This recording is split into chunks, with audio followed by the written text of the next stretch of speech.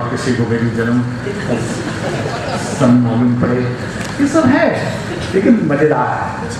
और 22 लोग की कम नहीं है।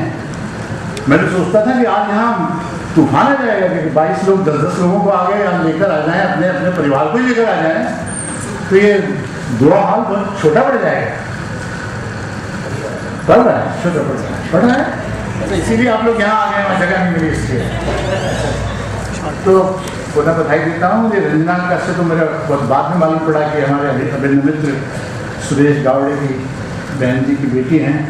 सुरेश तो अब नहीं हैं, लेकिन उन्होंने अनेक लोगों को तरह तरह से प्रेरित किया और उनको सामने लाए हैं। आज की एक उल्लेखनीय बात यह भी है कि कवित्रियों की कविताओं को गाया जाएगा। ये बहुत जरूरी है हिंदी में। मैंने प्रयास किया था सूत्रधार के माध्यम से और नए कवियों की कविताओं को संगीतबद्ध प्रस्तुत करने की कोशिश की थी। ये परंपरा मराठी में है। मराठी में नक्षत्रांचे देणे नाम का जो कार्यक्रम होता है वो अद्भुत होता है। उस पर नए कवि, पुराने कवि और अपरिचित कवि और कितने लोगों की रचनाओं को संगीत में प्रस्तुत किया जाए। अभी हिंदी में नहीं, हिंदी में अभी भी वही कबीरदास, तुलसीदास, सूरदास, मीरा, इसके आगे हम नहीं आते। नए कवियों को संगीतबद्ध रूप से गाया जाना चाहिए और इस रूप में आज का ये कार्यक्रम मेरे लिए और उल्लेखनीय है। कल जब रंजना से बात हुई, मैंने कहा मैं पूरे टाइम रुकूंगा, तो मगर इतने 7 गीत गवा रही हो तो मैं देखना चाहूँगा, सुनना चाहूँगा कि नई पौध जो दिख रही है उनको कैसे गाया जा रहा है। ये बहुत उल्लेखनीय बात है और मैं इसकी उन्हें बधाई देता हूँ। अब ये जो कविताएं हैं ये ठीक किया पद्मा जी ने कि सबका थोड़ा थोड़ा उल्लेख किया। मैं उतना उल्लेख मैंने पढ़ी तो लगभग है, बहुत अच्छी भी है, लेकिन कैनवस छोटा है। कैनवस बड़ा होना चाहिए। कैनवस बड़ा, अगर आप बहुत अच्छे लेखक हैं, अगर कैनवस आपका छोटा है तो बात उतनी नहीं बनेगी। कैनवस बड़ा होना चाहिए। पूरे देश की ध्वनि, समस्याएं, कहीं न कहीं उनका स्पर्श ये इसमें होना बहुत जरूरी है। ऐसा नहीं कि केवल हम भ्रूण हत्या पर और नारी पर नहीं। और अगर नारी पर लिखें तो एक नया एंगल आना चाहिए, एक नई बात आनी चाहिए। आज देखिए, आज सुबह आमिर खान ने एक अपना सत्यमेव जयते में जो बातें उठाई पारिवारिक हिंसा की, घरेलू हिंसा की, क्या नए उसमें डायमेंशन सामने आए। ये कविता में भी आना चाहिए। रिपीट मत कीजिए।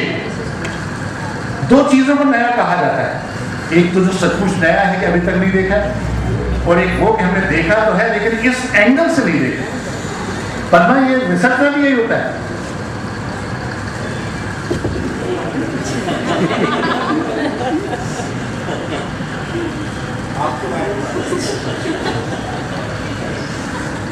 रिसर्च में यही होता है। या तो आपको नई चीज चाहिए और या जो अभी तक हो चुका है उसे नए एंगल से नई दृष्टि दीजिए। नहीं तो सूरदास पर 10,000 शोध कार्य कैसे होते। नया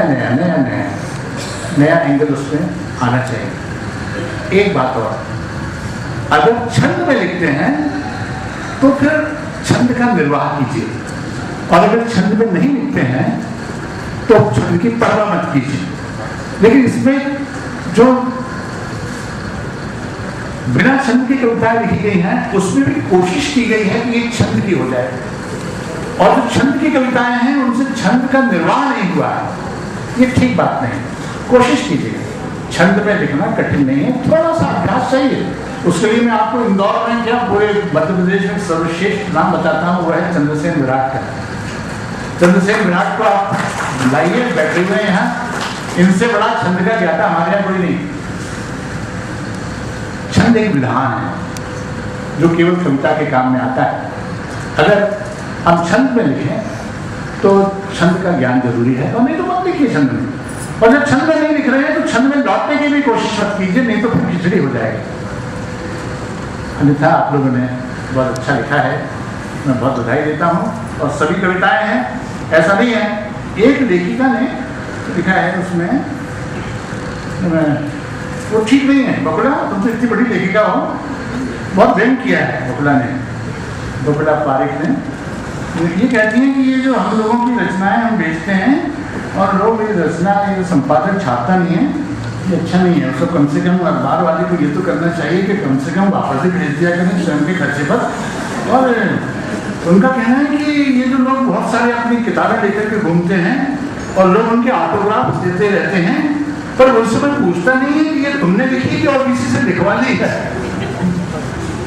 बबला जी ऐसा नहीं, ये जो बड़े बड़े लेखक हैं वो स्वयं लिखते हैं। आप इतनी डाउट क्यों कर रही हैं? डाउट मत कीजिए कि जितने भी लेखक बड़े बड़े हैं ये सब